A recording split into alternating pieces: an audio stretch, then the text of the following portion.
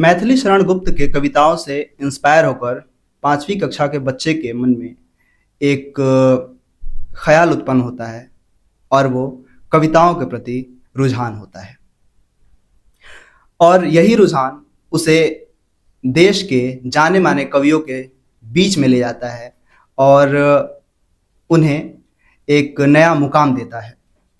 पिता के डांटने पर हताश निराश होकर वह एक कविता लिखता है और वह कविता लोगों के दिलों तक पहुंचती है और लाखों लोग उसे खूब पसंद करते हैं। जब वह बोलता है तो लगता है कि बस सुनते रहें, और जब वह कविताएं पढ़ता है तो शरीर में एक पॉजिटिव एनर्जी का संचार हो जाता है। नमस्कार, मेरा नाम शशांक कुमार है और मेरे साथ मौजूद हैं अभी संदीप द्विवेदी जी। संदीप द्विवेदी जी एक कवि हैं, मोटिवेशनल स्पीकर हैं, एक ब्लॉगर हैं, एक वॉइस ओवर आर्टिस्ट हैं। इसके अलावा एक इंजीनियरिंग में ग्रेजुएट हैं। नमस्कार संदीप जी। बहुत बहुत धन्यवाद जी। और जिन शब्दों के साथ में आपने इतना स्नेह दिखाया, पता नहीं मैं उस काबिल कहाँ तक हूँ, लेकिन धन्यवाद आपके इस भाव के लिए। इस सफ़र की शुरुआत करने से पहले आप अपने बचपन के सफ़र के बारे में आप कुछ उनके बारे में बताइए कि आपको बचपन में क्या बनना था, एक इंजीनियर या फिर एक कवि या फिर कुछ और? हम बचपन में दरअसल कुछ ऐसा बनना नहीं चाहते। सामान्य सी बात है। अगर आपने जैसे शुरुआत में कहा कि जब एक 5वीं का लड़का है, जब अपने इस विद्यालय में जाता है, वहाँ पर जब जो पढ़ाते हैं उन्होंने एक कविता सुनाई कि न रहो न निराश करो मन को, कुछ काम करो जग में रहकर कुछ नाम करो। तो वो कविता सुन करके भीतर से एक भाव आता है और ये आता है कि मैं भी लिखूं। उस समय पर अधिक कुछ आपके सेट नहीं रहता। एक बच्चे से आप पूछिए, उस बच्चे को रटा हुआ है कि मुझे क्या बनना है, मुझे कलेक्टर बनना है, मुझे इंजीनियर बनना है, मुझे डॉक्टर बनना है, मुझे प्लेयर बनना है, जो कुछ भी है उसको बनना है। लेकिन उसके दिमाग में कोई ऐसी फिल्म नहीं होती, वो अपने हिसाब से चलता रहता है। फिर जैसे जैसे हम बढ़ते जाते हैं, जैसे जैसे हमारी क्लास बढ़ती जाती है, समझ बढ़ती जाती है, तो जो कुछ हम एक ऐसा कहे रहते हैं तो कहीं ना कहीं हमारे भीतर वो सत्य होने लगता है कि अच्छा, हमें किसी ने कह दिया कि नहीं तुम्हें इंजीनियर बनना है तो तुम्हें मैथ लेनी है, तुम्हें ये करना है, तो हम इस यात्रा में बढ़ जाते हैं। तो शुरुआत में आप के सामने कोई कहा सुना रहता है, आप कुछ सोच नहीं रहते। जैसे जैसे बढ़ते हैं वैसे वैसे भीतर से आपके आता रहता है, ऐसा मुझे लगता है। अच्छा, आपकी पहली कविता आपको याद है? क्योंकि अक्सर लोगों को अपनी पहली कविता याद नहीं होती है। और किस लिए लिखा था आपने वो? मैंने पहली कविता, देखिए ऐसे तो होता क्या है कि जब आपको लेखन में रुचि है तो आप ढेर सारा पढ़ते भी हैं और कुछ कुछ लिखते भी हैं। लेकिन शुरुआत ऐसी होती है कि आप पन्ने पर नहीं समेटते, या कि पन्ने में आपने कुछ लिख भी लिया है तो वो आगे हट करके फिर पता नहीं। एक पन्ना जो समेटा मैंने, जो मुझे आता है, जिसको अब चूंकि ये सवाल बार बार आता है तो अब ये याद हो गया कि मुझे क्या बताना है। तो एक पन्ना जो मैंने समेटा, उसमें मैंने कविता लिखी थी कि मैं कुछ पंक्तियां सुनाऊं आपको कि जाना है मिलने तारों के घर, मिलना है उनकी रानी से, जाना है मिलने तारों के घर, मिलना है उनकी रानी से, पूछूंगा कहाँ पे राज तेरा, बतला कैसा है ताज तेरा, जाऊंगा बस कुछ दिन में ही, बस बर्फ के हिमशैल से मेरे अंग निकल आने दो, चढ़ना है सफलता की सीढ़ी, मेरे अरमानों की जरा पंख निकल आने दो, सूरज से भी जाना है मिलने, बस वही कुछ पूछने, कहाँ है चमकता अगन सा वो हार है किस छोर में, जाऊंगा बस कुछ दिन में ही, जाऊंगा बस कुछ दिन में ही, जरा सी तपती अगिन से मेरे अंग दमक जाने दो, चढ़ना है सफलता की सीढ़ी, मेरे अरमानों के जरा पंख निकल आने। तो ऐसे मैंने कुछ कुछ करके लिखी ये थी। कौन सी कक्षा में लिखी थी?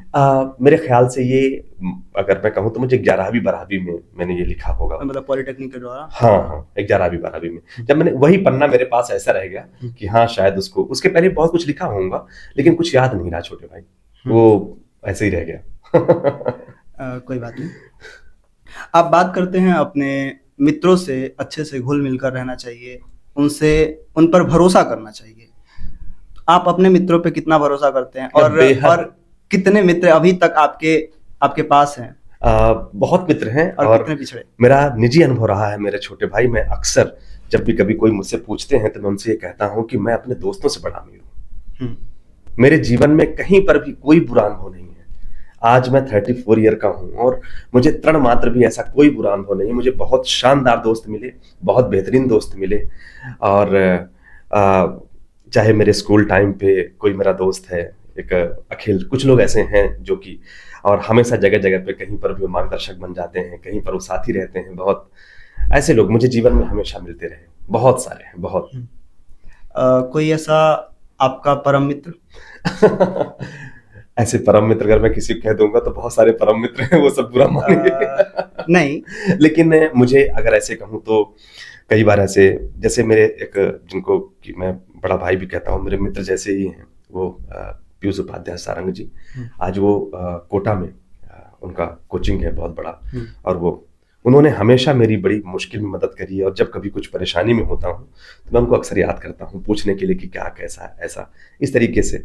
मेरे स्कूल टाइम में मेरा एक दोस्त है अखिल, उसको मैं बहुत मानता हूँ। और ये सब बहुत सारे लोग हैं मुझे जीवन में, बहुत सारे लोग आपका मैं एक इंटरव्यू देख रहा था जी जी। तो उस दौरान मुझे Vidyasagar Mishra, yes yes yes yes, मेरे बिल्कुल वो आपके परम मित्र बहुत सुंदर और बहुत अच्छा ऑब्जर्वेशन। आप देख करके आए हैं पूरा, बहुत ही बढ़िया, अच्छा लगा मुझे, बहुत गजब। मेरा दोस्त है और बचपन में अगर कहूँ तो मैं जिसके साथ बचपन में खेला हुआ है, लंगोटिया यार, वो मेरा राजू। तो जब भी कोई गिनती आए ना तो वो मुझे ऐसे नहीं आता था। जब एक कहते हैं ना कि जब वो साथ में जो बिल्कुल रहा हो एक तरीके से, वो मेरा बड़ा, हम दोनों बहुत ही साथ में रहे हैं। अपने गांव में घूमना, बगीचे में आम तोड़ने जाना, और ये इस तरीके का बहुत सारा कुछ। तो वाकई में, और वो था भी वो बिल्कुल 24 कैरेट सोना, बहुत ही अच्छा। वो मुझे कहता था कोई ऐसा किस्सा? बहुत सारी चीजों में। एक बार क्या हुआ था कि मैं सतना में पढ़ता था जब, तो मैं अपने घर आया तो रात को 11 बजे हुए थे जी। रात को 11 बजे हुए थे और उस दिन बहुत तेज से बारिश हो रही थी। तो ये एक लड़का था मेरे उन्हीं के, राजू के घर के पास का, राजू विद्यासागर मिश्रा, उनके पास का लड़का था। और 1 अप्रैल था, तो उसने मजाकिया तौर से ये कहा कि दीपू आ जाने वाले हैं, मुझे घर में दीपू कहते हैं, दीपू आ जाने वाले हैं और ये इतने बजे इस बस से आएंगे। वो मुझे सरप्राइज देने पहुंच गया था राजू, लेने के लिए। और वो बारिश भी हो रही थी और उस तरह से हो रही थी। वो वहां पर गया तो उस बस के, जब वो बस भी आके चली गई तो उसके घर वाले भी पूछे कि राजू कहाँ गया। फिर जब आए तो बोले कि तुम तो बोल रहे थे कि दीपू आने वाला है। मेरे भाई यार, अप्रैल फूल बनाने के लिए मैंने कह दिया था। हाँ, और तुम पहुंच गए। तो वो इस तरीके से उसका एक वो मोमेंट आपने सीधे कह दिया। तो मुझे याद है, मैं आने वाला था उसी के 1-2 दिन में, लेकिन मुझे ये बात याद आती है कि वो उस दिन बहुत बारिश हो रही थी, अप्रैल था वो, और बहुत बारिश हो रही थी और वो पहुंचा था। तो ऐसे करके बहुत सारे किस्से हैं उसके साथ तो मेरे, बहुत सारे। अब ऐसे सीधे तौर पे ऐसे एक आध नहीं याद आएंगे, लेकिन एक मोमेंट जो तैयार हो जाता है ना, भीतर एक फील आता है। तो बहुत सारे ऐसे हैं। अच्छा, कोई ऐसा बचपन का किस्सा आपका जो आपको बहुत ज्यादा लगता है कि हाँ, ये मेरे घर से जुड़ा हुआ है? मतलब कभी-कभी ऐसे होते हैं, बहुत सारे मोमेंट्स ऐसे होते हैं, याद जरूर जरूर, बहुत अच्छा सवाल पूछा, एक मुझे बताने का मन भी है। हाँ। एक बार क्या हुआ था हरिओम जी की, मेरी मम्मी, मैं शैतान था थोड़ा सा बचपन में, तो थोड़ा शरारतें ज्यादा थी मेरी।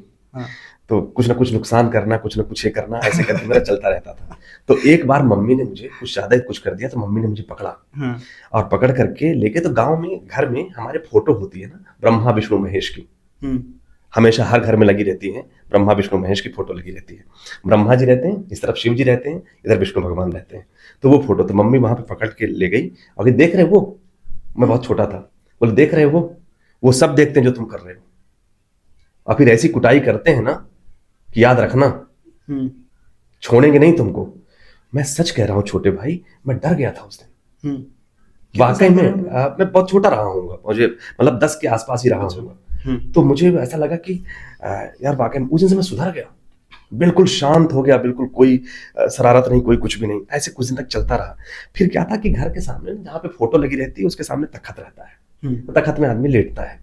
तो मैं उधर के सिर करके लेटा हुआ था और उनको देख रहा था फोटो में।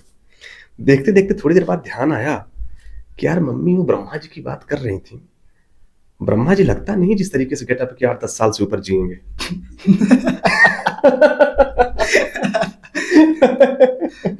मुझे ऐसा लगता नहीं कि वो हाँ। 8-10 साल से ऊपर जिएंगे, क्योंकि जिस तरीके से वो वृद्ध हो चुके हैं, तो मतलब ये देखने ताकने वाला डिपार्टमेंट ही खत्म होने वाला है और फालतू में हम लोग परेशान, हमारे घर वाले। जी। और उस दिन से वो थॉट प्रोसेस बन गई, तो मैं फिर से शरारत। अब लोगों को लगे कि अब ये सब मुझे लगता था, सबको लगता था कि भाई ठीक है, लेकिन मेरे दिमाग में तो फिल्म क्लियर थी। करीब इन लोग को पता नहीं, अंदाजा इनको ध्यान नहीं आ रहा है, वो खुद बूढ़े हो चुके हैं और 10-12 साल से ऊपर जिएंगे नहीं। बहुत दिन बाद पता चला छोटे भाई कि अमर शब्द भी कोई एक होता है, इसमें कुछ नहीं, ये अमर है, ये ईश्वर है, ये मुझे बहुत दिन बाद पता चला। तो वो एक मोमेंट मुझे याद रहता है और मेरे घर में इस चीज के लिए बहुत हंसी होती है। मैं जब बताया उनको कि मेरे मन में ये थॉट प्रोसेस आ गया था कि ब्रह्मा जी को देख के नहीं लगता कि 10-12 साल से ऊपर जिएंगे और मैं तो लंबा जीने वाला हूँ। मेरा अगला सवाल यही था, हालांकि मुझे लगा कि आप कोई दूसरा किस्सा सुनाएंगे। शानदार, बहुत अच्छा सवाल किया आपने। कविताओं के अलावा और क्या क्या शौक रखते हैं आप? कविताओं के अलावा मुझे चित्रकारी का शौक है। जितने भी आर्ट फॉर्म है सब में, सबका मैं शौकीन हूँ। और मुझे आर्ट तो बहुत ही ब्रॉड टॉपिक है। हाँ, बहुत लेकिन तो मुझे रुचि है, मुझे रुझान रहता है, मतलब मुझे स्केचिंग, पेंटिंग। हाँ स्केचिंग करता हूँ मैं। एक चित्रकारी करता हूँ, मुझे बहुत ही शुरू शौक है और बड़ी बड़ी बातें करने का शौक है। जब मैं छोटा था तो मेरे घर वाले बोलते थे कि यार क्या दिन भर बार बार बोलता रहता है ये वो, पर मुझे नहीं लगा था कि ये इस तरीके से, मुझे बहुत अच्छा लगता था। जो बच्चे हैं उनसे बात करना मुझे बहुत पसंद है और किताबें पढ़ना मुझे बहुत पसंद है, तो ये सारी चीज चलती हैं जी। अच्छा, आप अपने अभी पुराने वीडियोस देखते हैं जो दूरदर्शन पे डाला या फिर जो आपने आकाशवाणी में कुछ ऐसा शूट किया, और आपको क्या लगता है कि कितना इम्प्रूव हुआ बाद में? मैं अपनी तरफ से देखूं, एक ऑब्जर्वर की तरफ से आप देखेंगे तो आपको समझ में आएगा।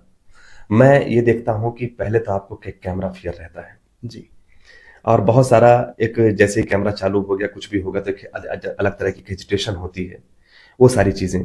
साथ में क्या होता है कि जब आप ऐसे काम पे जुट जाते हैं तो धीरे धीरे कुछ एक समझ बढ़ती है, आपका कॉन्फिडेंस बढ़ता है।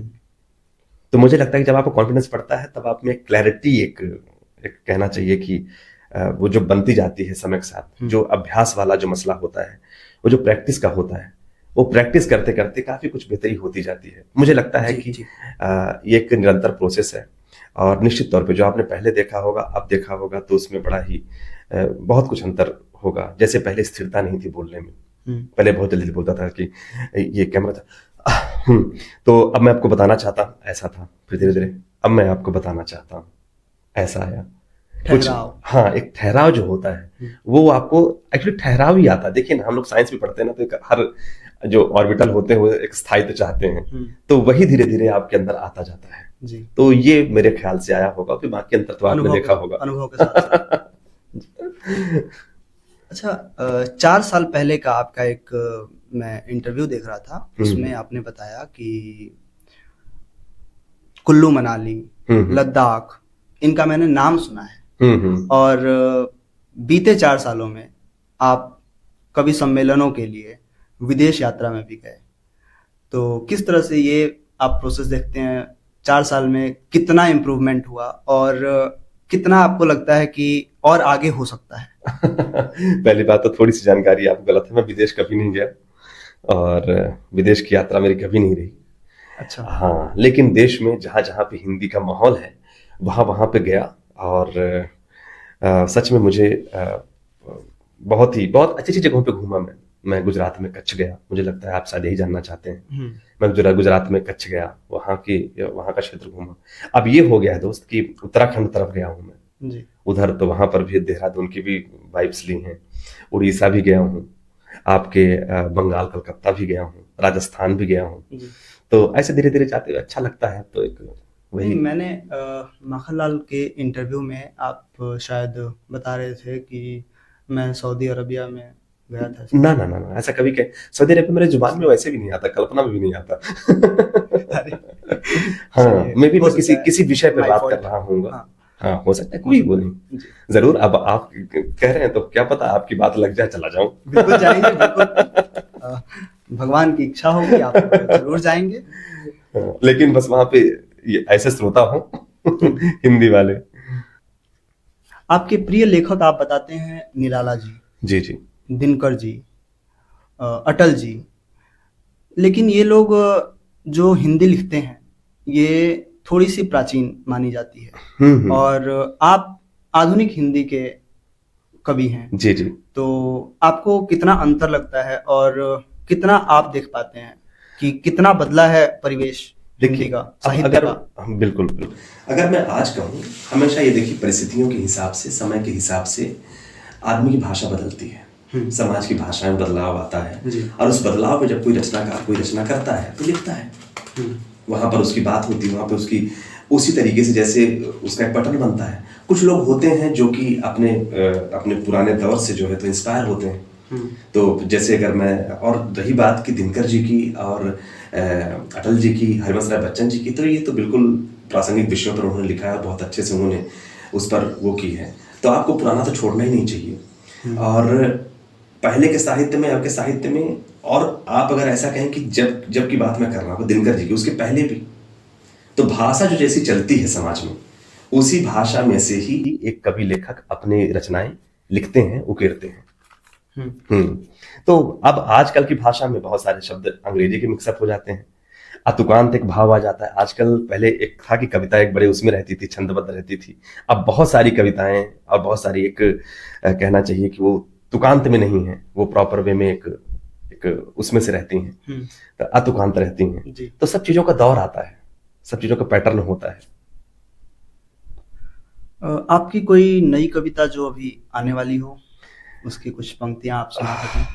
एक कविता आप थोड़ा सा पहले बताते तो मैं वो लेकर के आता। मैंने ऐसा कुछ लिखा था कि मेरे लिए सवेरा होगा, पर मैं कैसे भी करके आपको सुना नहीं सकता, मुझे बिल्कुल याद नहीं है। बल्कि लेकिन एक है कि कितने दिनों पहले लिखी थी? अभी वो आने की है। अच्छा। हाँ, और एक कविता है जो मैंने लिखी थी कि होगी कठिन परीक्षा होगी। तो मैंने लिखा था कि अभी नहीं कोई संकट है, तेरा ही सागर पनघट है, चप्पू तेरे सधे हुए हैं, हवा के संग तेरी संगत है, लेकिन जिस दिन मोती चुनने नाविक तेरी नाव धसे धसेगी, होगी कठिन परीक्षा होगी। नाविक तेरी नाव बढ़ेगी, होगी कठिन परीक्षा होगी। यानी कि होगा क्या कि हो सकता है कि अभी तुम्हारा सब कुछ अच्छा हो, लेकिन जिस दिन मेन एग्जाम होगा उस दिन तुम्हें एक फेज क्रॉस करना पड़ेगा। उस दिन तुम्हें वही धार, वही सारी चीजें तुम्हारे लिए मुश्किल हो जाएंगी। तो वही होगी कठिन परीक्षा होगी। मतलब अभी सब कुछ है, हवा तुम्हारे हिसाब से है, चप्पू तुम्हारे हिसाब से, सब कुछ है, लेकिन जिस दिन मोती चुनने के लिए तुम्हारी नाव बढ़ेगी तब कठिन परीक्षा होगी। ऐसे करके एक कुछ लाइन लिखी थी मैंने। किसी और की कविता जो आपको बहुत पसंद आती हो? मुझे दिनकर जी की कविता बहुत पसंद आती है।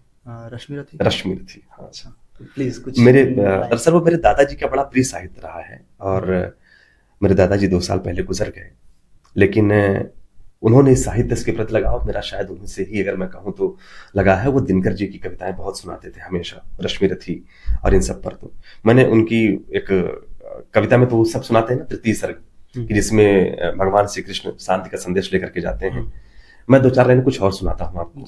जब इंद्र एक विप्र का वेश धारण करके दान मांगने के लिए कर्ण के पास जाते हैं और कर्ण से सब चीजों के लिए कहते हैं, तो कर्ण कहता है कि आप जो मांगना हो ले लीजिए। तो ये हर चीज ऑफर भी करता है, लेकिन इंद्र क्या कहते हैं, नहीं, ये क्या करूंगा मैं, ये क्या करूंगा मैं, ये क्या करूंगा मैं। फिर वो कहते हैं कि अरे मैं वचन दे रहा हूं, आप मांगिए। वचन भी ले लेते हैं इंद्र, बड़ी चालाकी से उससे वचन ले लेते हैं। वो वचन देता है कि भाई आप मांगिए, मैं देने के लिए तैयार हूं, लेकिन नहीं, छोड़िए, आपका अपयश होगा, बड़ी दानवीरता आपकी चर्चित है संसार में और आप दे नहीं पाएंगे जी। समय अलग है और आप नहीं दे पाएंगे। चलिए छोड़िए राजा, मुझे बड़ा अच्छा लगा कि आपने इस तरीके से अपनी दानवीरता आपकी, नहीं आप मांगिए, आप वचन भी ले लिए। और फिर तो दिनकर जी ने लिखा कि वचन मांगकर नहीं मांगना दान बड़ा अद्भुत है, कौन वस्तु है जिसे न दे सकता राधा का सुत है। विप्रदेव मांगिए छोड़ संकोच वस्तु मन चाहिए, मरूं अयश की मृत्यु करूं यदि एक बार भी नहीं। सहम गया सुन शपथ कर्ण की हृदय विप्र का डोला, नैन झुकाए हुए भिक्षु साहस समेट कर बोला।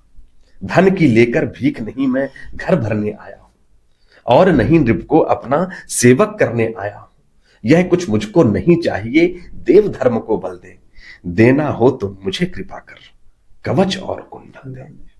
कवच और कुंडल, विद्युत छू गई कर्ण के तन को, पर कुछ सोच रहस्य कहा उसने गंभीर कर मन को, ओह तो यह और न कोई आप स्वयं सुरपति हैं, देने को आए मेरे तप को नई प्रगति है, धन्य हमारा सुयश आपको खींच मही पर लाया, स्वर्ग भीख मांगने आज सच ही मिट्टी पर आया। तो इस तरीके से वो रचना है और ये पढ़ना चाहिए, सुनना चाहिए। रश्मि रथी तो वैसे भी एक महाकाव्य है देखा जाए तो। जी जी।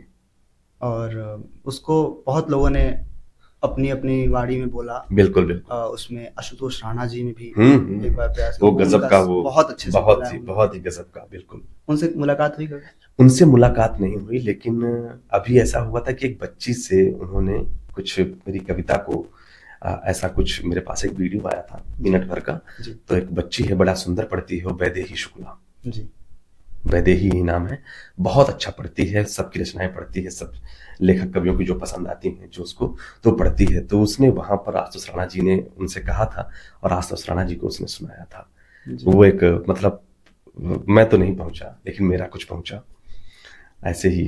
अच्छा, आपको कैसा लगा था जब आपकी कविता एक बच्चे के माध्यम से महामहिम राष्ट्रपति के सामने जब बोला गया? बेहद अच्छा, बेहद अच्छा। जो वो कविता के कुछ लाइंस आप सुनाएंगे? हाँ बिल्कुल। मैंने प्रभु श्री राम पर वो कविता लिखी थी और अब ये कविता मुझे सुनाते सुनाते इस तरह से याद हो गई है कि मैं सोता भी रहूं और आप कह दो कि भैया एक कविता सुनानी है तो आप बस ऐसे माइक लगा लो, मैं कविता बोल डालूंगा, ऐसे कविता वो हो गई। मैंने भगवान श्री राम के संघर्षों पर लिखी थी कि सहली सारी यातना पर कर्तव्य सर्वोपरि रखा। वो आरव शर्मा है बच्चा और वो उत्तराखंड का है। सहली सारी यातना पर कर्तव्य सर्वोपरि रखा, त्यागशील संकल्प को जिस तरह जीवित रखा, बोलो कहां तक टिक सकोगे यदि राम सा संघर्ष हो। कल मुकुट जिस पर साजना था अब उसे सब कुछ त्यागना था, निर्णयों के द्वंद से एक बालपन का सामना था, वचन भी था थामना, आदेश भी था मानना, इस द्वंद में सोचो स्वयं को, प्रश्न है इस द्वंद में सोचो स्वयं को, धर्म में तुम रख सकोगे, बोलो कहां तक टिक सकोगे यदि राम सा संघर्ष हो, यदि राम सा संघर्ष हो। ऐसे करके एक कविता है ये उस बच्चे ने सुनाई थी। और जी आपकी एक और कविता थी रोने से कुछ होता है क्या? हाँ मेरी किताब, इस पे किताब भी है तो एक बार इसके कुछ लाइंस आप। बिल्कुल।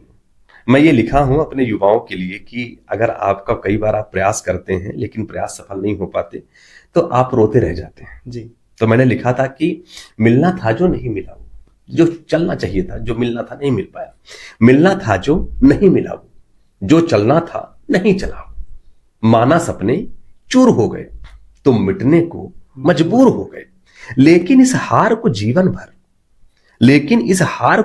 भर ढोने से कुछ होता है क्या?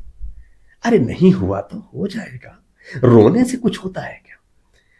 दुनिया तुमको क्या बोलेगी? इसके पहले एक पंक्ति है कि नाम एक गिनवाओ मुझको, आसानी से मिला हो जिसको।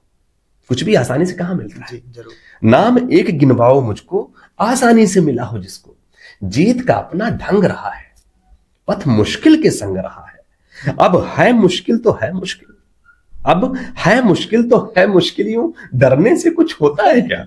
अरे नहीं हुआ तो हो जाएगा, रोने से कुछ होता है क्या? जी शानदार, बहुत अच्छी रचना है और जिस तरह से आप बोलते हैं वो वाकई बहुत अच्छी। मुझे भी आप सबका स्नेह मिलता है तो मेरा भी मोटिवेशन बना रहता है जी। धन्यवाद जी। युवाओं के लिए आप क्या संदेश देंगे अगर कविताओं के माध्यम से देना हो कुछ अलग, क्योंकि आप एक मोटिवेशनल स्पीकर हैं, आप एक स्टोरी टेलर हैं, तो मैं उनको दो चीजें कहना चाहूंगा। पहली चीज ये कि हमेशा 3 चीजों की कीमत है। किसी चीज में यदि आपको पारंगत होना है या कुछ भी बेहतर होना है, कुछ भी बढ़िया सा होना है तो 3 चीजें आपको करनी पड़ती हैं। मैं ऐसे फार्मूला बोलने की आदत है मेरी, KPP, knowledge, preparation and practice. किसी भी काम को आपको, ये बातचीत का जो सिलसिला आप चलाते हैं इसको आपको बेहतर करना है तो इसमें सबसे पहले जो आप कर रहे हैं कि आप जो सामने बैठा हुआ है उसके बारे में आप थोड़ा बहुत देख करके आए हैं, प्रॉपर तैयार होकर के आए हैं। इस व्यक्ति से क्या सवाल पूछना चाहिए, आप पे तैयारी, आपका नॉलेज है। मतलब ये आपका नॉलेज है कि आपको क्या क्या पूछना है। अब फिर जब आप आते हैं यहाँ पर तो उसको शेड्यूल बनाते हैं, प्रिपरेशन, जी कि आपसे किस तरीके से पूछना है, कौन सा सवाल कितनी देर तक और किस तरीके से कितनी देर तक का होगा, जी टाइमिंग क्या है, जी जी और इसके बाद प्रैक्टिस। तो जब आप इस तरह का प्रोसेस करते हैं किसी भी काम में, चाहे आप एग्जाम की तैयारी कर रहे हो, चाहे आप किसी कोई प्लेयर बनने की तैयारी में, कुछ भी करने की, तो ये 3 चीजें होती हैं। यदि आपने 3 में कहीं पर भी कोई कमी रखी तो आप दुनिया को दोष नहीं दे सकते कि मेरा इसलिए नहीं हुआ। आप देखिए कहीं मेरे नॉलेज में तो कमी नहीं है, फिर अगर ये नहीं हो तो कहीं मेरे प्रिपरेशन में तो कमी नहीं, मैंने नॉलेज तो ले लिया भाई, मेरे पास दाल चावल बनाने के लिए सारा मटेरियल है, पर वो मटेरियल कितना डालना है, प्रिपरेशन, जी उसमें से दाल कितनी होगी, नमक कितना होगा, हल्दी कितनी होगी, जी वो कितना डालना है। अब फिर उसको अभ्यास, स्वाद तब आएगा, नहीं तो पहले दिन तो नमक थोड़ा ज्यादा हो जाएगा, फिर थोड़ी ये हो जाएगी, थोड़ा ये हो जाएगा। तो ऐसे करके, तो ये 3 प्रोसेस होती हैं जिसमें से आप अपने आप को निखारते हैं, और इसका और प्रैक्टिस का तो कोई भी विकल्प नहीं है उसका। अगर आप सोचें कोई शॉर्टकट मेथड, तो फिर शॉर्टकट, आप इन 3 चीजों से गुजरना ही पड़ेगा। Knowledge, shortcut knowledge, preparation preparation और प्रैक्टिस, जी तैयारी के साथ में। जी ये 3 चीजें, प्रैक्टिस समय के साथ आती है जी और ये आपका कॉन्फिडेंस भी फॉर्मूला बढ़ाता है। आपके पिछले वीडियो जो कॉन्फिडेंस के ऊपर आपने यस बनाया है, इसमें भी आपने दिया है। बिल्कुल बिल्कुल बिल्कुल उसमें। और दूसरी चीज मैं ये कहूंगा कि दुनिया हम में 3 चीजें देखती है। जी आप कैसे दिखते हैं, कैसे दिखने का मतलब ये है कि आपका हाव भाव कैसा है, आपकी बॉडी लैंग्वेज कैसी है, आप कैसे उठने बैठने का तरीका कैसा है। जो आप कहीं पर भी जाते हैं, इंटरव्यू देने जाएं या कहीं पर भी जाएं, तो दुनिया 3 चीजें ही देखती है। पहला, आप कैसे दिखते हैं। कैसे दिखने का मतलब नहीं कि आप रणवीर कपूर हो, कैसे दिखने का मतलब आपकी बॉडी लैंग्वेज कैसी है, आप उठते बैठते कैसे हैं, ये सारी चीजें होती हैं। फिर आप कैसा बोलते हैं, मतलब आपके बोलने का ढंग कैसा है, एक विनम्रता है, बोलने में एक ठहराव है, बोलने में एक बोलने में आप मृदु हैं, तो आपको व्यवहार ही चीजें चलाती हैं। और फिर तीसरा है, आप क्या जानते हैं, आप कैसे दिखते हैं, आप कैसा बोलते हैं, और आप क्या जानते हैं। मैं हमेशा कहता हूं कि दुनिया 2 ही, मेरे एक सर हैं बड़ी सुंदर बात बोलते हैं कि 2 चीजों से दुनिया चलती है, नेचर से। 2 नेचर, एक प्रकृति नेचर और दूसरा नेचर स्वभाव। ये बड़ा सुंदर उन्होंने वो बात कहते हैं अक्सर जब उनसे बात होती है। तो ये 2 चीजें हमेशा जरूरी है। तो ये जो सारी चीजें हैं, ये मुझे लगता है कि जो मेरे यंगस्टर्स हैं, जो आने वाले जो सारे काम कर रहे हैं, तो उनको अपने आप को इसी प्रोसेस से गुजारना पड़ेगा। KPP, नॉलेज, प्रिपरेशन, प्रैक्टिस, चाहे मैं हूं, चाहे आप हो, चाहे कोई भी, निखरना है तो इस प्रोसेस से गुजारना पड़ेगा। जी ये होता है। और अच्छा, मैंने जिक्र किया था आप बहुत स्टार्टिंग में कि आपके पिताजी ने जब आपको डांटा था और आप बहुत ही निराश हो गए थे, तो एक कविता आपने लिखी फिर, जो बहुत ही वायरल हुई और लगभग 40 लाख लोगों ने उस पर देखा उसको, और आपकी पॉपुलैरिटी भी उससे बहुत हुई। तो उस कविता को आप एक बार प्लीज सुनाएं। जरूर जरूर जरूर। सोता रहे, सब जाग रहे तो सब जाग रहे तो। एक्चुअली क्या है, हर घर में, ये आपके पापा भी डांटते होंगे जी, और जितने भी यहाँ पे हमारे जो कैमरा में हैं भाई, सब लोग जो बैठे हुए, सबके पापा ऐसे डांटते हैं कि सुबह उठे क्या, सुबह ये किए क्या, सुबह ये हुआ क्या, चलो उठो, अभी तक सो रहे हो।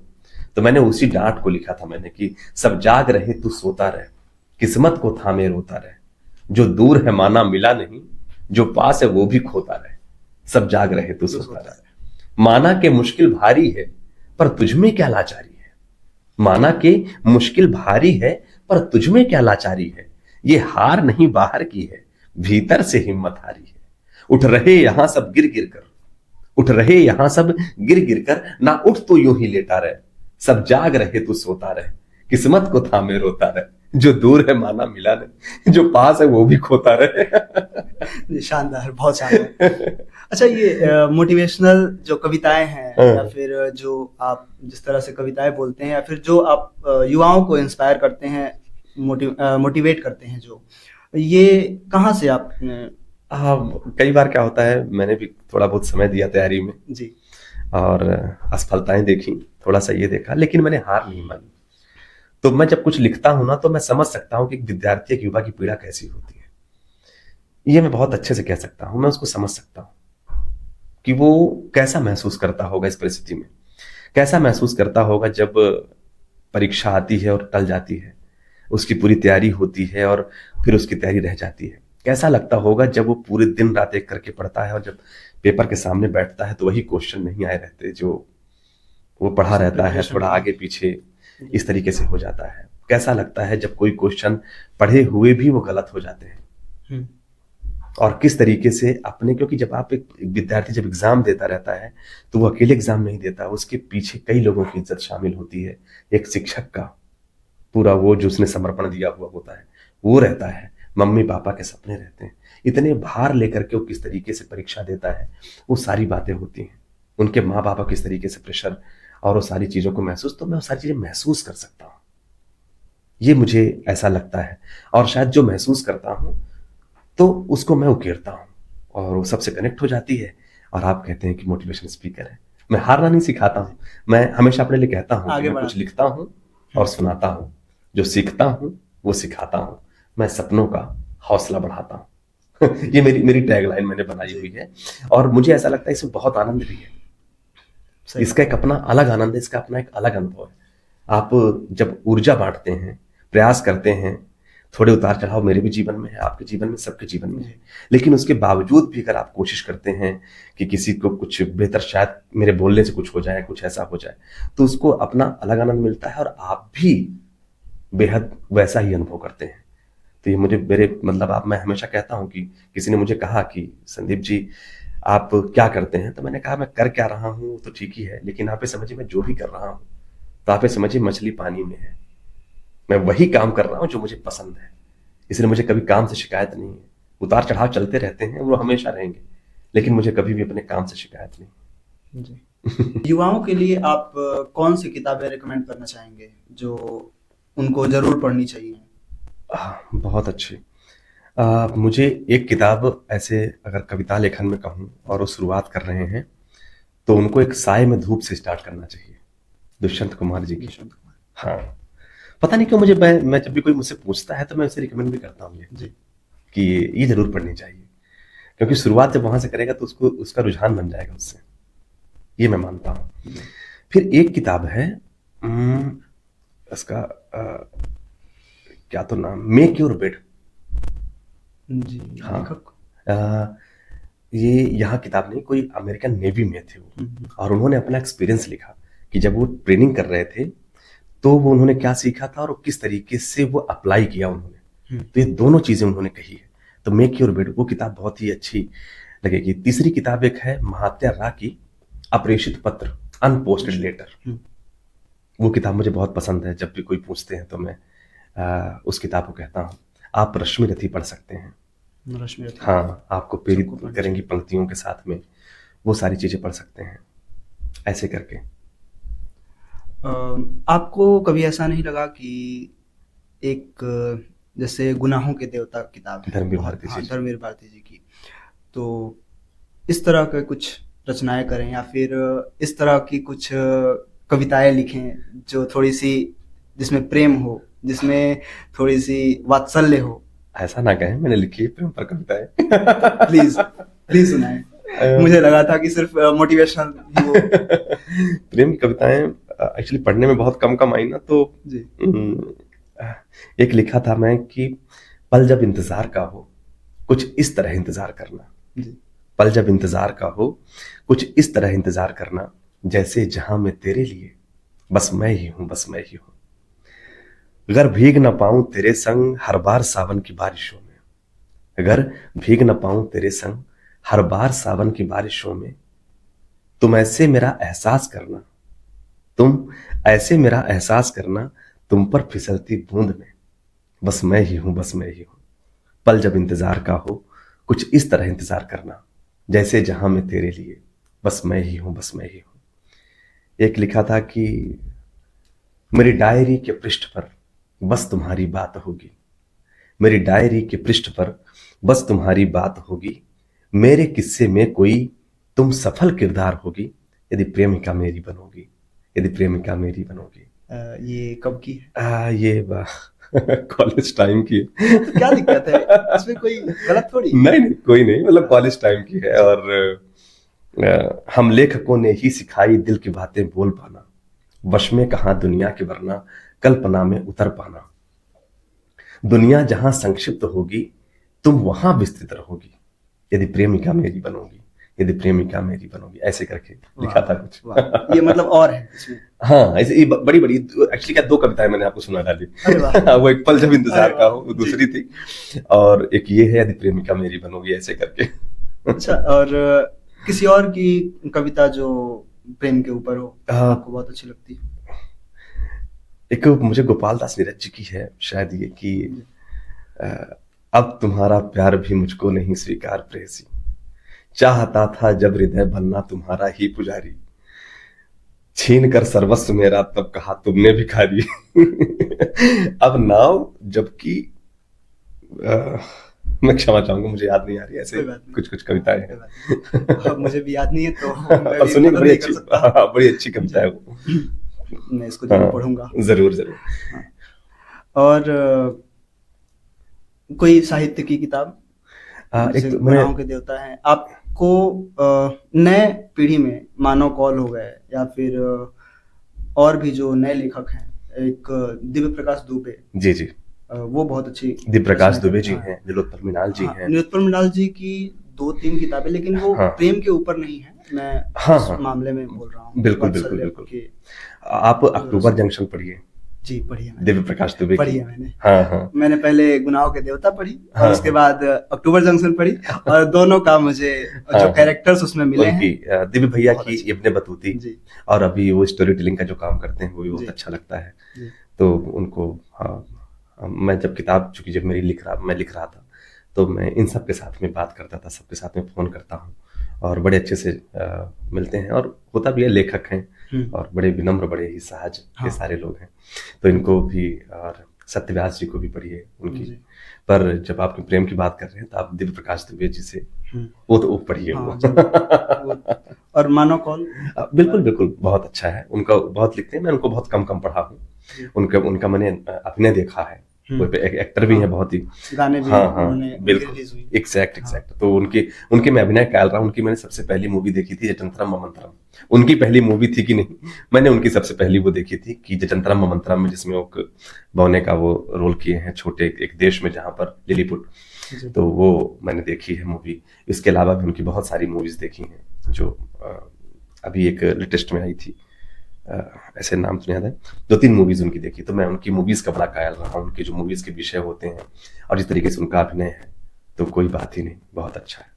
आप एक्टर्स में बोलते हैं, मानव कौल एक्टिंग की आपने बात की, मानव कौल की, आप एक्टर्स में बोलते हैं मनोज बाजपेयी बहुत पसंद है। हाँ, मुझे मनोज बाजपेयी बहुत पसंद है। पंकज त्रिपाठी का भी उसी तरह से कुछ अभिनय रहा है। एक तरह से उनकी मुझे थिएटर आर्टिस्ट तुलना होती है। हाँ, थिएटर आर्टिस्ट तो वो बहुत ही, और मनोज बाजपेयी जी की मुझे बहुत ही जो नेचुरल उनका जो एक्टिंग का जो चेहरे का भाव भंगिमा जिस तरीके से बनाते हैं, वो मुझे बहुत ही अच्छा लगता है। मुझे के मेनन मुझे बहुत पसंद है। के मेनन, हाँ जी, उनका अभिनय, वो चेहरे का जो भाव भंगिमा एक्सप्रेशन बनाते हैं ना, पूरा नेचुरल, एक अजीब सा एक उनके एक्टिंग में भी बहुत अच्छा, बहुत कायल हूँ उनका। बाकी तो एक्चुअली क्या है, सारे एक्टर सब अच्छे हैं, लेकिन आप चूंकि जैसे पूछ देते हैं तो जो दिमाग में तुरंत आते हैं तो वो कहते जा रहा हूँ। कोई बात नहीं, तो इसमें सोच के रखने वाली चीज भी नहीं है। आपके जो दिल में होता है, जो जहन में वही तुरंत आ जाए तो वही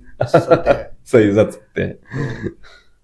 और अच्छा, आप साहित्य में और कौन सी विधाएं आपको पसंद होती? मुझे तो एक्चुअली मैं प्रेरणा पर ही लिखता हूँ, और ढेर सारी ऐसे तो विधाएं मुझे एक्चुअली क्या है कि आप लिखें किसी भी विषय में, लेकिन जो आपका लगाव होता है, जैसे आपने प्रेम की कविता पढ़ी और वो सारी चीजें हुई, तो वो भी हुआ। मुझे संस्मरण पढ़ना बहुत पसंद है जी। मैं संस्मरण, कोई मुझे यात्रा वृत्तांत जो होते हैं वो मुझे बहुत पसंद है। और मुझे नाटक, वो अभी जैसे आषाढ़ का एक दिन, मैं भूल नहीं पाता उसको। हाँ, उसमें पता नहीं, एक यूट्यूब पर वीडियो है, इतना गजब का वो नाटक है, और पूरा एक बहुत ही अच्छा। मुझे बहुत सारे नाटक जो हैं या फिर साहित्य की जो दूरदर्शन पे बनी हुई हैं, मैं उसी की बात कर रहा हूँ, दूरदर्शन में ही आए थे, उसमें सारा गुलजार साहब ने तो पूरा वही बना दिया है, प्रेमचंद की पूरी कहानियों का, उनके पूरे उपन्यास का। उनके बहुत सारे जो गोदान में जो वो नहीं हो पढ़े रही है, जाते हैं वो दूरदर्शन पे आप हाँ आसानी से हाँ देखकर समझ पूरा, जाते हैं कि और हाँ बहुत है अच्छे क्या। से, अब बिल्कुल बड़े व्यवस्थित तरीके से बनाया गया उसको। एक एक चीज हाँ, उसमें एक एक चीज दिखाई उसमें गई है ध्यान रखा गया। मार्मिकता से। हम्म। जो उनका तो इन सबसे सारी विधाओं से एक्चुअली क्या है, ये सब आपका आप दरअसल किससे रुझान एक बार कई बार बन जाता है, लेकिन ये सारी चीजें भी आपको कुछ ना कुछ देती हैं, आप उससे जुड़ ही जाते हैं। अगर आपको आपका साहित्य में रुचि है, यानी आप इन सब विषयों से है, बस हाँ आपके सामने जो जो आती गई आप उसके हिसाब से थोड़ा आगे बढ़ते जी। गए। अच्छा संदीप जी, आप बताते हैं जो मोटिवेशन आप यूट्यूब पर भी अपलोड करते हैं, ये आपने कब से शुरुआत की थी और अभी तक कितना आपको लगता है कि अभी तक क्या अब अपनी टीम बन गई है इसकी, या फिर अकेले ही अभी भी करते हैं? बिल्कुल बिल्कुल, शुरुआत में तो आप एक समय के बाद फिर टीम आपके साथ रहती है, एक समय के बाद, चाहे आप फ्रीलांसिंग टीम हो चाहे जैसा भी। और उससे यूट्यूब चैनल तो मेरा ऐसा रहा कि जिसकी वजह से आप मुझे कह पा रहे हैं कि मैं एक मोटिवेटर हूँ, एक मैं कुछ ऐसा बताता हूँ, मैं कविताएं लिखता हूँ, तो ये आप इसी वजह से कह पाते हैं। मैंने चैनल, दरअसल मेरी शुरुआत, आजकल लोग शुरुआत होती है इंस्टाग्राम से, मेरी शुरुआत यूट्यूब चैनल से हुई थी। लेकिन मैंने जो पहली बार देखा था वो इंस्टाग्राम पे देखा था हाँ हाँ हाँ, और मुझे लगता है ये 2-3 साल पहले की 2-3 बात साल है। पहले, अभी मैं आप और मैं तब से आपको फॉलो कर रहा हूँ। हाँ हाँ, लगभग लॉकडाउन के पहले ही मैंने इंस्टाग्राम चालू किया था, तो तभी से। और बाकी शुरुआत मैंने यूट्यूब चैनल से ही शुरू करी।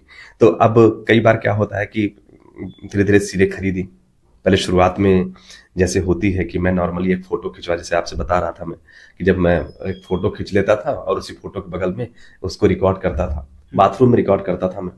बाथरूम का आधा गेट अगर आप खुला छोड़ दें और जहाँ पे ब्रश टंगाते हैं वहां पे एक मोबाइल टंगा दें और वहां पर बोले तो आवाज इको आती है, थोड़ा सा अच्छा सा फील आता है, बेस क्रिएट होता है, जो बेसिन इको। होता है जहाँ पे ब्रश वगैरह रखते हाँ हाँ हाँ हाँ, यस। तो वहां पर रख करके मैंने रिकॉर्ड किया है, तो वहां से शुरुआत करी। फिर जो कुछ भी चाहिए था तो यूट्यूब पे पता चला कि यूट्यूब में मैं जो भी चाहिए होता था गूगल में डाल देता था, ये कैसे करेंगे, तो फिर ऑडासिटी में और इन सब में उसको एडिट करना, ये सारी चीजें। अच्छा ये भी रहा मेरे भाई कि मैं जब ये मुझे सब सीखने को आ गया, अकेले रहा तो अब मुझे कोई दिक्कत नहीं होती। अब जब मैं किसी को बताता भी हूँ, जो मेरा एडिटर है, जब उसको मैं बताता भी हूँ तो वो मैं कहता हूँ नहीं ऐसा ऐसा कर दो, नहीं ये हो जाएगा ऐसे। ये सारी चीजें भी आपको आ गई, एक इंजीनियरिंग करने का जो फायदा मिला। तो एक तरीके से कह सकते हैं कि मेरे पास धीरे धीरे टीम हुई, अब धीरे धीरे काम बढ़ जाता है, आप सबका प्रेम मिलता है तो आप यहाँ वहाँ घुमाते रहते हैं, तो वहाँ चला जाता हूँ तो उस समय पे मेरे साथ के जो एडिटर हैं वो सारे लोग काम करते हैं। पर शुरुआत ऐसे ही होती है, शुरुआत बड़े साहस तरीके से हुई थी।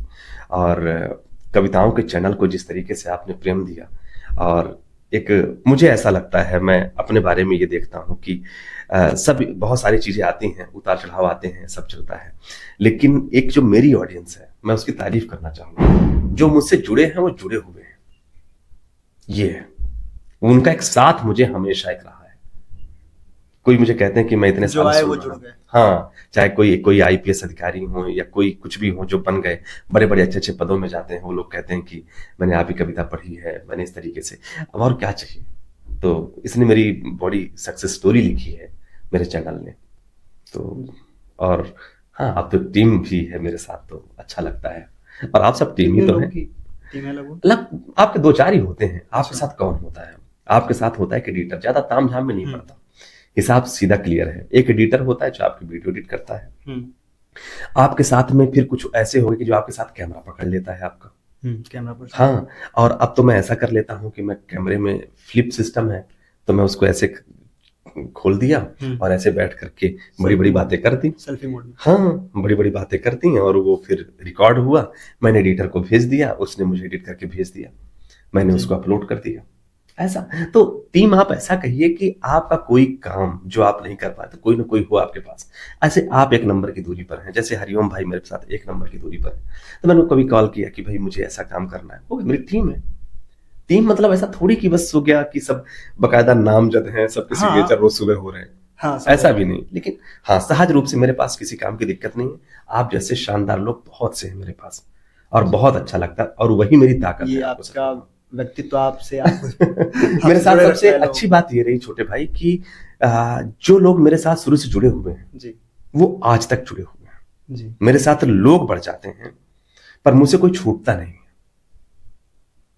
थोड़ी बात कम ज्यादा हो जाएगी कि भाई कुछ काम में व्यस्त हो गए, लेकिन मुझसे कोई छूटता नहीं है। ये मेरी मेरी मुझे मेरी ये सबसे बड़ी अचीवमेंट है। एक चुंबकत्व शक्ति हाँ, शक्ति मैं क्या कहूँ, लेकिन ये मेरे पास आप सब बन करके ना मेरी शक्ति है जी कि मैं भी कोई भी चीज होती है, कुछ भी होता है, मेरा बड़ा आसान, मैं किसी शहर में जाऊं या कहीं पर भी जाऊं, आप जैसे स्नेही लोग मुझे मिल जाते हैं दो चार, जी तो मेरी बड़ी यात्रा बड़ी सुगम हो जाती है। तो इस मामले में बहुत अमीर हूँ, और मैं इस साहित्य जगत का धन्यवाद करता हूँ जिसकी वजह से मुझे ऐसे लोग मिले। अब मुझे कोई टेंशन नहीं, मुझे बहुत अच्छे लोग मिलते हैं। क्यों?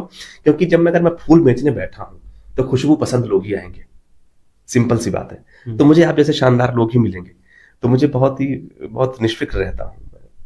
बहुत, मेरी टीम ऐसी ही है जी और अगर आप कहें कितने लोग हैं, तो मैं सच बताऊं तो मेरे पास गिनती नहीं है। मेरी टीम में बहुत लोग हैं। अरे वाह, बहुत अच्छा।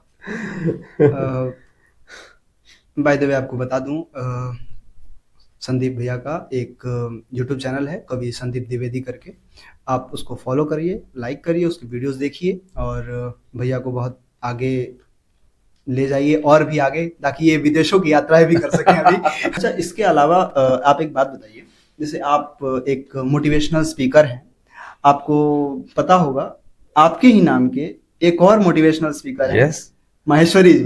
मैं आपको एक कहानी बताता हूँ। बहुत ही जी, सुंदर जरूर। सवाल आपने कर दिया।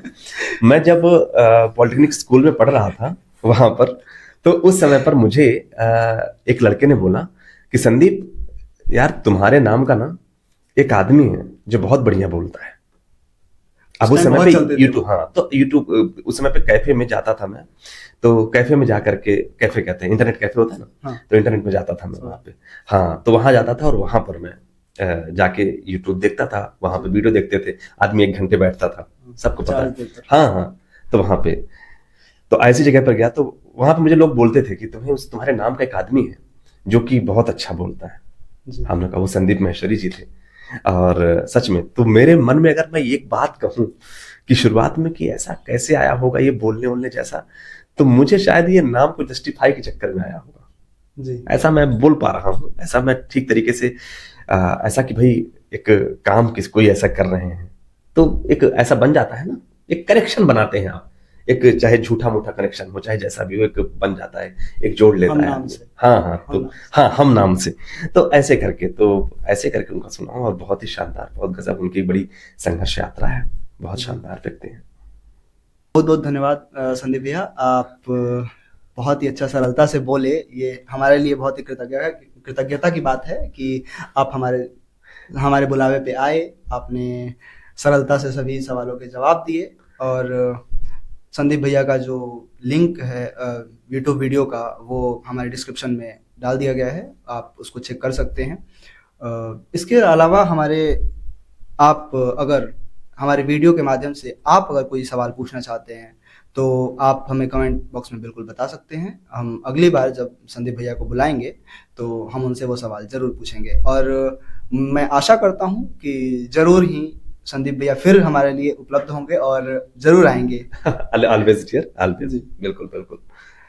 बहुत बहुत धन्यवाद।